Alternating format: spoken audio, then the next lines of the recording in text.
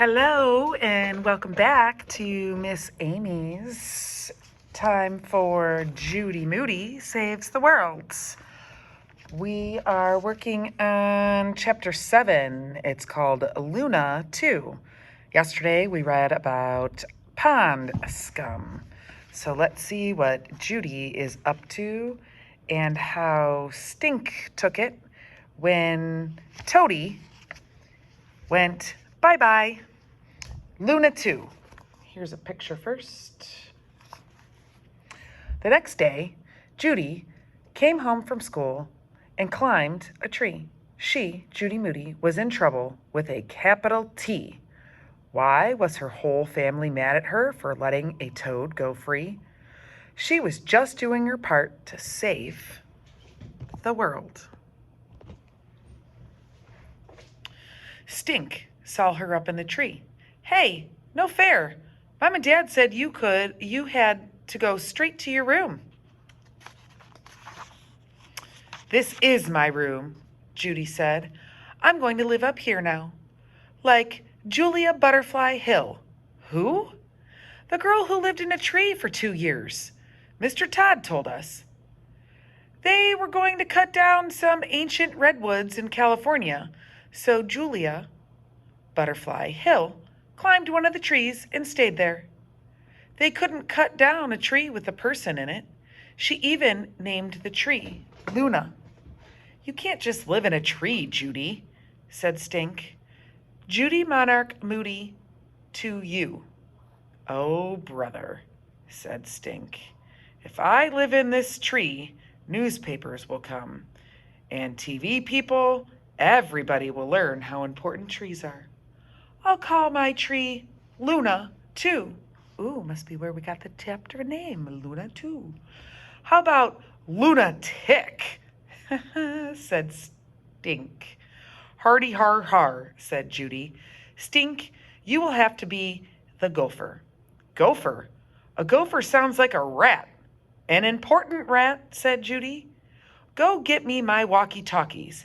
It will be like Julia Butterfly Hill's solar-powered cell phone. That's how I'll talk to people. Stink came back with the walkie-talkies. Judy climbed down to a lower branch, and Stink stood on a milk crate to pass them to her. Now, get me a flashlight. It's going to get dark up here. Stink went and got the flashlight. Now, can you get me a glass of water? Asked Judy. Water? What's the water for? Asked Stink. I'm thirsty. Forget it, said Stink. I'll pay you 50 cents. How long are you going to be up there? Stink asked, thinking of all the money he could make. Julie Butterfly Hill was in her tree for 738 days. Sooner or later, Stink, you're going to have to get me some water. And lentils. Julia Butterfly Hill ate lentils. Lentils? You never ate a lentil in your life, Stink said. He got a bottle of water. You owe me 50 cents, said Stink. We're all out of lentils. I forgot I used them to make my Empire State Building in social studies. I guess I'll learn to like lima beans, said Judy. Ick. There's a picture of the water bottle, and I'm guessing lima beans? Rocky's on his way over, said Stink. He called and I told him you live in a tree now. I told him you're going to be in big trouble when Mom and Dad find out you didn't go straight to your room. This is my room. Then, can I have your room inside the house? That's a good question, right? Totally. Rocky raced around the corner into the backyard. What's up, Judy? Besides you, he cracked himself up. Judy didn't laugh. Judy didn't say a word. You have to call her Judy Monarch Moody, said Stink. Oh, I get it, said Rocky. Like that girl who lived in the tree. What are you going to do if it rains? I'll stay under the leaves, said Judy. What about when it gets dark? Asked Rocky. I have a flashlight, said Judy. See what I mean? Said Stink. First, she went crazy over some trash. Then, it was a weird beetle. She's driving me up a tree. Oh no, not you too, Rocky. And Stink fell on the ground laughing. How are you going to get her to come down? Stink asked Rocky. Mr. Todd said the tree cutters tried playing loud music and shining bright lights at Julia Butterfly Hill all night to make her come down, said Rocky. Time for Operation Boombox, said Stink. They blasted loud music to annoy Judy from coming down. She just put her hands over her ears and hummed, Oh, beautiful for spacious skies. There they are with the boombox. You see the boombox? That's a big fancy radio that we used to use back in the day. Oh, she's got a little bag full of goodies. What else did they try on Julia? Asked Stink. Lawsuits, said Rocky. I'll sue you if you don't come down, yelled Stink. For what? Asked Judy. For staying up in a tree and getting out of your punishment, or something. Or something, said Judy. Let's try shaking the tree, said Rocky. They put their hands around the tree, and shook, but the tree did not budge one leaf. Tree bark is worse than bug bites, Stink said, showing his scraped up arm. Hey, Judy, I need a doctor, for real. Go get your doctor kit. Nice try, said Judy Moody. Just then, Mouse came outside and bolted up the tree. Oh, thanks for the company, called Judy. Now I won't get lonely up here. Great, said Stink. Now Mouse won't come down either. And we'll have to call her Mouse Swallowtail Moody or something. I have to stay up here, said Judy, for the sake of all trees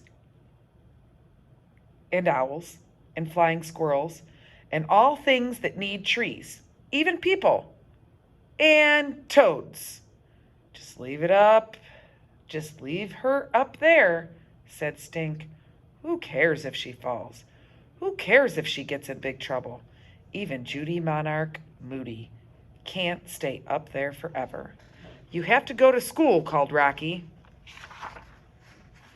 Julia Butterfly Hill got a PhD from a college while she was up here in a tree, Judy called back. Maybe if I ignore her, she'll come down, said Rocky. Operation Ignore Judy, said Stink. Stink and Rocky went inside. Mouse leaped down from a branch and followed them. Traitor, Judy yelled after her cat. Living in a tree was a little lonely. Judy wondered if Julia Butterfly Hill got lonely too. 738 days was a long time. Judy had hardly lasted 738 seconds.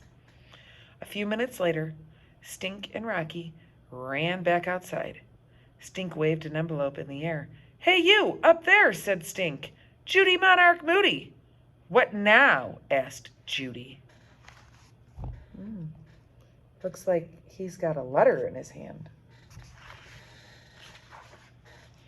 You got a letter from Crazy Stripes Contest, Rocky yelled up at her. Really? Said Judy, looking down from her perch. Open it and read it to you. Read it to me. No way, said Stink. You have to come down and find out for yourself. I'm not going to fall for that trick, Stink, said Judy. I'll read it, said Stink. He opened the envelope. He unfolded the letter. Dear Judy Moody, read Stink. I guess they don't know your middle name is Monarch. Just read it, said Judy. Congratulations. You are the winner of the Crazy Stripes design for your own bandage contest. Judy could not believe her ears. She dropped down from her branch in Luna, too, like a leopard to its prey. Let me see that, out loud she read. Dear Judy Moody, we miss your smile. Please call us to schedule an appointment with, I don't know what else it said. Stink and Rocky cracked up, as bad as Brazilian nuts. Stink, Judy wailed. You tricked me. This is not from the Crazy Strikes Company. You just got me out of the tree because the dentist missed my smile.